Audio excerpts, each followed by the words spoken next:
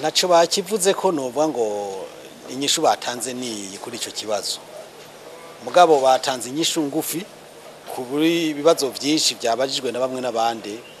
bati bo buke baraje shinga nuko intambwe idatera isubira inyuma ariko ko intambwe itera isubira imbere. Aho rero nituzi ivyo byose bavuze ko bumvise ivyo bamwe n'abandi bavuga byo biyumvira bamaze kumviriza abo bantu bose batandukanye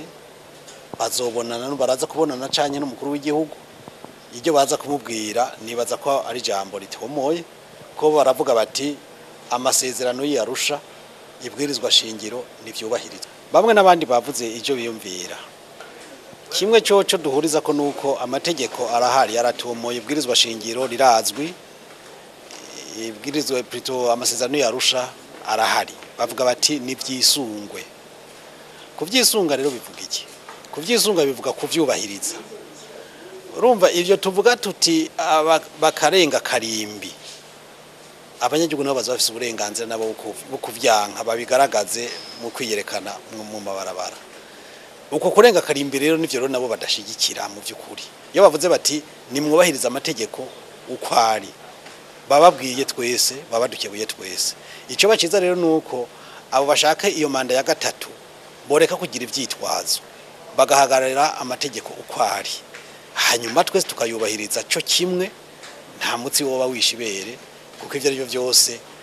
umuwo twarabuno Burundi sinkuru nziza wenyene ibiringo biri vy'iwe mu gihe biheze ni vyiza ko yigira marembe